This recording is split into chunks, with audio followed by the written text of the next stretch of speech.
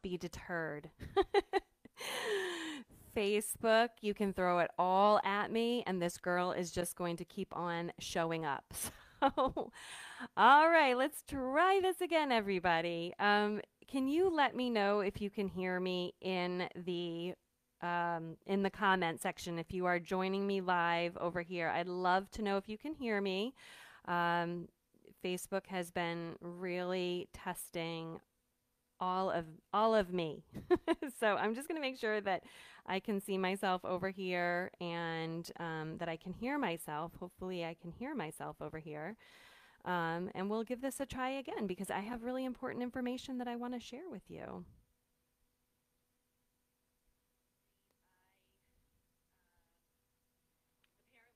Okay, I can see that. Let's see. Can you hear me? Yes. Okay. All right, please let me know in the comment section if you can hear me. We are having lots of issues today with the technology at Facebook, but that's okay. Whew. I've got good stuff that I want to share. So if you are watching live, say hello. I'd love to see who's here. Let me know in the comment section. Yes, yay. Thank you, Todd. Let me know where you're watching from. I'd love to see where we have people joining us in from. I actually see Karen, who is South Africa. Yay. Todd, I can't see you, but I can see your comments coming through. So, yay. Thank you so much. All right. So, no, so if you're in your jammies, Todd, or, naked, I can't see you. Just go for it. So anyway, like I was saying, if you're joining me live, I'd love for you to say hello. Tell me where you're watching from, because it's really super fun. I'm just facing a camera. I don't see anybody, so I'd love the feedback. And I'm so happy that you're joining, that you can hear me now. And I apologize for being late. Facebook is my problem child. But today I have a lot of amazing information to share with you. I'm talking about the 3 myths to growing a staging business because one of the things that I realized a few years into my business was that some of the things that I had either learned, read about, or thought I understood about growing a staging business were not at all the case, and they really held me back in growing my business because I always felt like I was doing something wrong. And I think the only way that you can really um, effectively grow a business is to know what your challenges are ahead of you so that you can make better decisions. Not that I made bad decisions. Decisions are neutral. I just made the best decisions I could make based on the information I had. Unfortunately, it wasn't the best information. But let me back up and tell you a little bit more about my story, and then I'm going to dive into what those 3 myths are and then kind of what some of the solutions are for that. So, for those of you who know me or you're new to me, I was working in pharmaceuticals about 15 years ago, and it was a well-paying job. It was an unfulfilling job, but at the same time, I had a steady paycheck, and I was, funding my retirement fund and all of that. But I felt like on a daily basis that I was not having impact. So I started to think about what it was that I could do to make a difference in the world and make a difference just for myself, purely, honestly, selfishly, just so that I could feel like I was doing something that was worthy because I just wasn't feeling that in my current role. So I did a lot of research and decided that a staging business would be a great business for me to start. There was low cost to entering the market, low overhead. It was a growing industry, and so there was a lot of growth opportunity. And I thought, what the heck, let me dive in and give this a shot. But I quickly realized that almost none of that was true. And even though I took training courses that kind of reinforced those messages, it took me a long time to actually realize that a lot of it was fallacy and that I had made decisions about jumping into this business without really having a full picture. I felt like I was sold a little bit of a bill of goods in some ways, and it's no fault of anyone's because back when I started my business, maybe that was the case, and maybe when those training programs were developed, maybe that was the case. But but again, I found those things not to be true. And here's the reality. What I didn't know was that in a business model where everything is highly custom, you are very limited by your own time, right? So that was the first thing I didn't know. The other thing that I didn't realize was that for a service-based business industry, there was something happening afoot kind of online and in the manufacturing world that was starting to trickle into service-based industries, and that was that with the advent of fast fashion, websites like Amazon, Walmart, retailers that were always commoditizing things and lowering the price and lowering the price, that was actually impacting service based businesses. So when I first entered the market, I always had people asking me if I could do work for less money, or why was I charging so much? And I was really confused about that because I did not understand this consumer mentality had trickled into service-based businesses. And so, it wasn't the fault of the training companies or my clients, but it was something that I really needed to confront and understand. So let me break this down for you. The first thing that I mentioned was low cost to entry. And that might have been the case, like I said, when these training programs were started. But, when you think about it, there actually is a fair amount of entry cost involved these days, right? So you want to think about first, you'll be paying for training and education. And then there's branding, creating your logos, creating your looks, getting your colors right, getting your fonts right. That costs a fair amount of money to get that done. Creating your, tangibles, kind of your business cards, if you are printing up brochures, things like that. Again, that costs money. In a service-based business, typically your biggest referral base in the beginning is word of mouth. So that requires networking. And those networking, spaces, they all require funds. So, and those are on an ongoing basis. There's developing your website. There's hosting your website. There's your email service providers.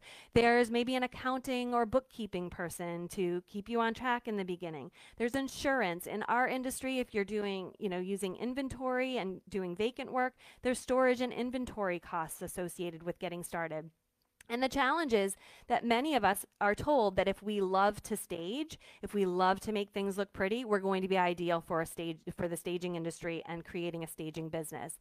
We have no clue, no clue about running a business and thinking about all of those costs associated. We just know we want to make things look nice. So a lot of us jump in, and we have jumped in without enough funds to actually get us started in a business. So we're starting at a loss. And for a very long time, and I'm embarrassed to say how long, I did not pay myself a paycheck because I was literally taking in enough money to pay it out to the bills, pay it out to a business coach, pay it out to my networking, for the meals, for the monthly membership fees. I was paying it out to the person maintaining my website to make sure that it didn't crash and that links weren't broken, and on and on and on and on and on. So it really is not true that this is a low cost to entry business. Now, that doesn't mean that if you don't have a lot of money available to start this, that you shouldn't consider it. It's just that you need to understand this moving forward. So and like I said, I did not know that, so I got off running and really did not have much, and was always like borrowing Peter to pay Paul, essentially. But the next lesson that I learned was that there really isn't low overhead in order to grow this business. And because we are a time-based business and everything we do is custom, we run out of time really fast. We run out of ourselves really fast. And one of the things that I had noticed in my own business was that in the beginning, when I was working with clients, what I wasn't doing was I wasn't marketing. So I wasn't filling my pipeline. So I'd have some work, and then I'd have a period of time of no work. And then I'd have some work, and then I'd have a period of no work. And so once I started to notice that, I started making sure that I was figuring out ways to keep filling that pipeline, which I did successfully, but then I ran out of time to work with my clients. I was so burnt out. I was like so crazy burnt out. And I also still wasn't making like the kind of money that I thought I would. I was envisioning six figures right away. Well, my time got leveraged, honestly, and I was making maybe 50,000 a year. And I was overwhelmed, overworked, completely stressed out. And I realized that I needed to add people. So the first genius move that I made was hiring an administrative assistant. And I think she's on here. So, Kath, if you're here, yay. Fist bump to you, girlfriend, for being the person that totally helped this woman out.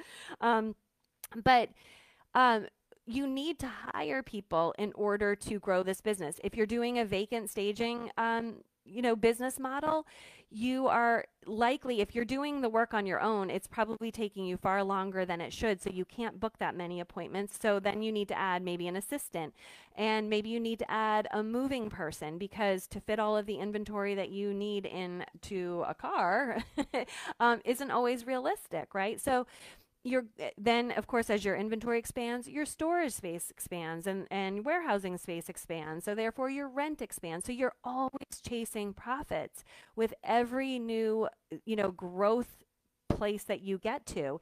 And and that keeps you kind of in a pattern of low profitability. And it's something, again, that I didn't realize, because I kept thinking, oh my gosh, look at my business, it's starting to make X amount. And yet I'm still taking home a very little piece of that at the end of the day, because the profit margins that we're looking at a lot of times in our business are, can be anywhere from 25% to like 40%.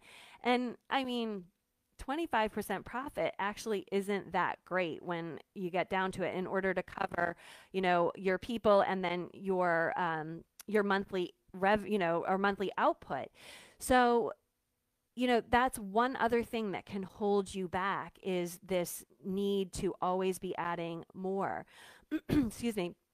And again, didn't know this. Would have loved to have known this, because I would have started making decisions a little bit differently in the beginning. Like I probably would have started charging more in the very beginning for what I did. I was charging far too little for than what I needed. And then I was playing catch up for a few years, trying to get the price of of what we were doing up enough to sustain the business, because I still wanted to serve clients, right? So, so then there was that.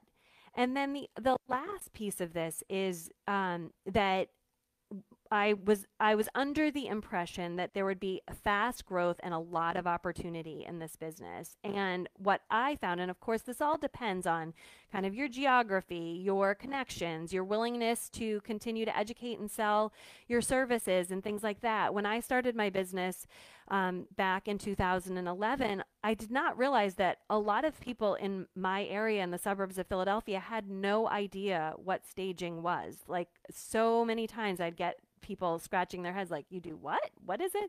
And I found myself constantly having to educate the market. And then, of course, there are things like HGTV that paint a completely inaccurate image of what our industry is all about. So there was also having to educate people about what it really, really is. But, the other thing is that, because our industry is new, brings up a whole other set of issues for growth and opportunity. So it's great because it's new. There aren't a lot of people out there, but for every new entrant to the market, when you're entering it new, you have to do a lot of educating. It's also a relationship driven business. So that sales cycle is really, really long. I think that even though I was coming from sales and marketing, I didn't realize that sales path can take quite a while, because when you think about it, especially, a realtor or an investor, if they're going to hire you, I mean, you're especially like a realtor who's recommending you to a client, they have to have a lot of faith and trust that you are good at what you do and that you care for their clients as much as they do, because we are a complete reflection of them. And for an investor, they've just spent months, pouring their heart and soul into making a house look amazing. They want to know that you're the next up leveling of that. And that is something that takes time for you to grow, and then therefore to leverage to build your business. And then there are always new people entering the market. So one of the things that I hear people lamenting all of the time in the Facebook groups that I'm in for stagers is that people are entering the market and they're charging next to nothing. And people are very upset and affronted by this. And all I have to say to that is that it is unfortunate, because the problem isn't new people coming into the market charging too little. The problem is that we aren't educating our new stagers well enough to have them enter the market at a price that is sustainable for their business. So a lot of those stagers are going to be faced with one of two different scenarios. One is they're going to get too busy. They're going to need to add on staff or, somehow leverage their time and then therefore increase their prices because they're going to be paying for additional help, or they're going to close their doors because they think they're doing it wrong because they're not going to be making enough money to cover their overhead. So it is kind of this vicious cycle, but because new entrants come onto the market, it may be competition to you. And the one thing that I say to everybody, there are plenty of realtors out there, there are plenty of houses out there are plenty of investors out there for everyone. I don't see anybody as competition, even if they're new to the market and they're charging next to nothing. I never worry about it because I know the value our team brings, but it is an issue when you are starting to grow a business. And then, you're also confronted with the fact that a lot of people think that they can do the work themselves. So, when you're looking at talking to, I find this when I work with realtors, there are a lot of realtors that have the skill set that they want to be the ones to do that for their clients. I don't think it's the best path for them, but that's what they've chosen for their business, and that's totally fine. But there is that out there as well. So, that also can impede your growth in the beginning, is those people that think they can do it themselves. And then there are the others, the other contingent of maybe realtors, investors that I confronted a lot in the beginning, which was didn't think it was important, didn't think it made a difference. So there's so much that we have to overcome, in addition to the fact that there's a seasonality and an ebb and flow to our businesses depending on the time of year. All of those things contribute to just making it challenging. It's like one hurdle after the next to growing a business. But the beautiful thing about all of that is that knowing that, first of all, is powerful. So I hope that I just kind of pulled back the curtain a little bit for you so that you can actually see that, if you're feeling like you're constantly chasing profit, like that is totally normal. That is not unnormal. You're not doing anything wrong. It is a function of our business model being a custom one-to-one, rather than a one-to-many sort of service. But we can actually overcome this. We can overcome this by leveraging the power of the internet and leveraging the power of the knowledge-based industry, which is a $355 million a day, right? $355 million a day business. That's like crazy. People are voracious for information and they are voracious for our skill sets, but we have to understand how to present that in an online way for our clients. So one of the things that has steadied my income over the years is online products and services. And I talk a lot about that and teach about how to do that in my Staging Business Bootcamp, but I'm going to offer up to you today. It was supposed to have been in the captions, but I'll have to have it added. If Catherine's on here, hopefully Catherine, you will add this. I have created the Profitable Staging Business Starter Kit, and you can download that by going to rethinkhominteriors.com/kit, K-I-T. rethinkhominteriors.com/kit. And that will walk you through the first several things that I had to get in place and get clarity on and get my mind around before I actually started to steady out my income. So it was a merging of growing the in-person business, but also leveraging the power of online to grow my email list, to then begin to create products and services that I could sell over and over and over again that didn't involve more of my time, more of my staff time. It didn't involve more inventory, so that I could even that out. So I want to encourage you to download that, rethinkhominteriors.com/kit. If you want to get access to this. It's so cool, guys. It's like a 22-page, I don't know, manifesto of everything that I went through to begin to create momentum in my business so that I could actually pay myself and start reaping the benefits of being able to help people, but help them on a larger scale. I love helping our local-based clients. It is so flipping rewarding. But I also love hearing from my homeowners in Wisconsin and Illinois and Maryland and Texas and Arizona that they have gotten help from everything that we have been able to give to them without us ever stepping foot across their doorway, without them ever even having a conversation with us, because they have taken the Stage Your House to Sell course that I created in the background of my business. So I teach that how to do that in the Staging Business Bootcamp that will be launching in a couple of weeks. But I wanted to start that conversation with you here today in this training, just to get you started. So I'm going to open up and see if there are any questions that anybody has about this, or have you struggled with this? If there are stagers on the line here, who are watching, I'd love to hear, are you experiencing some of the things that I experienced in the beginning of my business? Because I'll tell you what, I felt like I was on a little bit of an island back then. Let me see if I can see any comments. Yes. Francine Bennett says yes. Oh, say yes. That yes says yes that she can hear me. Awesome. Yeah. Um, it looks like good. All right. So it doesn't. Nobody. I guess I was the only one who experienced that. May I have a hard time believing that, but ultimately, I'd love for you to grab the download. If it's not here, let me put it in the comment section here for Kit. That's where you can get it, and I'll add it to the caption above. But it really is there's a lot of great information in there about just really how to leverage and grow your business. So I don't see any questions coming through. That doesn't mean there aren't any, but we've had so many tech issues with Facebook today. If you've added a comment below that I'm not seeing, I will be happy to answer any questions that you have, and I'll answer them below.